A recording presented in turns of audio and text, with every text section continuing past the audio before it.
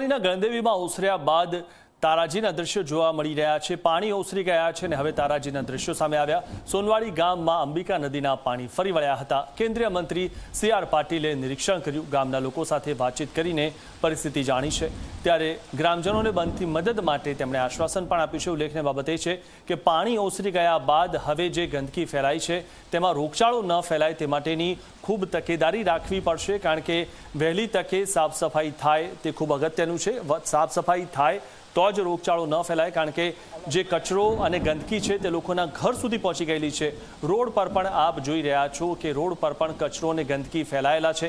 પાણી ઓસર્યા બાદ જે સ્થિતિ છે, તબાહીના જે દ્રશ્યો છે તે સામે આવી રહ્યા છે અને ગામમાં અંબિકા નદીના પાણી ફરી વળ્યા હતા।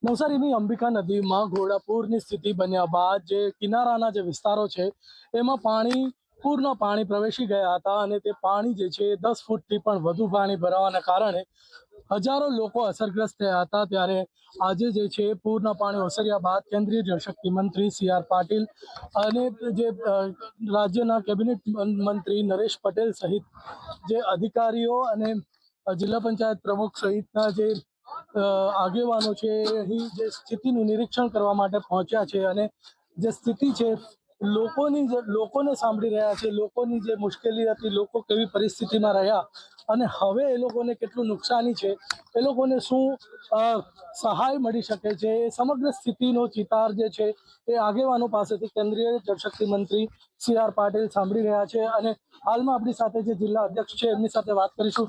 જી આજે નિરીક્ષણ કરવામાં આવી રહ્યું છે શું? છેલ્લા 4-5 દિવસથી નવસારી જિલ્લામાં ભારે વરસાદને કારણે નીચાણવાળા વિસ્તારમાં પાણી ભરાઈ ગયા હતા અને સાથે સાથે જે નવસારી જિલ્લાની 3 લોકમાતાઓ છે, પૂર્ણા નદી, અંબિકા નદી અને કાવેરી, એમાં ઉપરવાસમાં પણ ખૂબ ભારે વરસાદને કારણે વેલના પાણી આવ્યા હતા। પૂરના પાણી નીચાણવાળા વિસ્તારમાં ઘૂસી ગયા હતા, એને લીધે ઘણા બધા લોકોને શિફ્ટ કર્યો, પણ એને લઈને પાર્ટી તરફથી અને સરકારી તંત્ર તરફથી રહેવાની, મૂકવાની, ખાવાની, જમવાની તમામ પ્રકારની વ્યવસ્થા કરવા, સાથે સાથે અમારા પ્રદેશના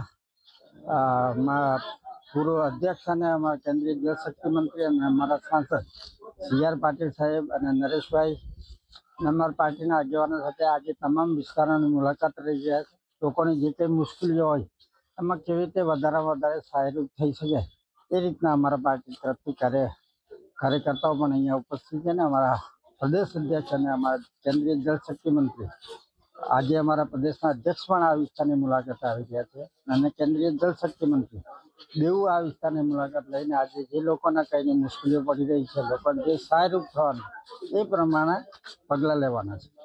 તો આજે જે છે એ કેન્દ્રીય જળશક્તિ મંત્રી સી.આર. પાટીલ અત્યારે નિરીક્ષણ કરી રહ્યા છે, સાથે જે છે એ આ વિસ્તારના જે લોકો છે તેમની સાથે વાત કરવાનો પ્રયત્ન કરીશું કે જે પરિસ્થિતિ હતી, શું મુશ્કેલી હતી। જી કેટલું પાણી હતું? અમારું પાણી મેં ડૂબી જાવ એટલું પાણી હતું, બાકીનું કઈ રહ્યું નથી, બધું જ ગળાઈ ગયું એમ કે તો ચાલે। અનાજથી માંડીને બધું જ કઈ ને એટલી પરિસ્થિતિ ખરાબ, કાકી 2 રાતથી અમે જાગતા છે, ખાવા પીવાથી માંડીને આના પર બેહી રહેલા, આના પર બહુ ભયંકર પરિસ્થિતિ ગઈ અમારી। અનાજથી માંડીને બધું પૂરું થઈ ગયું, બધું ગળાઈ ગયું એમ કે તો ચાલે। તો લોકોને મોટું નુકસાની થયું છે અને લોકોને જે પરિસ્થિતિ છે આ વિસ્તારમાં કેટલું પાણી હતું? મારું તો પોતાના ઘરના ઉપરથી પાણી જાય। મેં 3 દિવસથી જાગતો, ખાવાનો ભૂખો, પણ મતલબ ખાલી કાચી ખીચડી અને વેંગણ બટાકાનું શાક મને મળ્યું, બીજું કશું વસ્તુ નહીં, ખાલી વિમલ પર ખાલી જઈ રહ્યો છે। તો લોકો જે છે એની મુશ્કેલી વધી ગઈ છે, કારણ કે જે પરિસ્થિતિ હતી વિકટ પરિસ્થિતિ હતી અને આ વિકટ પરિસ્થિતિમાં જ્યારે લોકોના ઘર પરથી પાણી ગયું ત્યારે લોકોનું જે સમગ્ર જે ઘર વખરી છે, કપડાં, રાશન સહિત ફર્નિચર, ટીવી, ફ્રીજ તમામ વસ્તુ જે છે એ પાણીમાં પલળી જતા લોકોને જે છે એ મોટું નુકસાન થવા પામ્યું છે અને આ નુકસાનની જે છે નિરીક્ષણ કરવામાં આવી રહ્યું છે। હાલમાં તો તાત્કાલિક જે અસરગ્રસ્તો છે એને કેસ્ટ્રોલ આપવાની અને સાથે જ જે પશુઓના જે મરણ થયા હોય તો એ પશુઓની જે પણ છે એ સહાય આપવાની અત્યારે પ્રયાસ થઈ રહ્યા છે, સર્વે કરવામાં આવી રહ્યો છે અને હવે આ સમગ્ર સ્થિતિનો તાગ મેળવ્યા બાદ સરકાર કેટલી સહાય આપવી એના ઉપર નિર્ણય લેશે। ધવલપાર XJ મીડિયા નવસારી.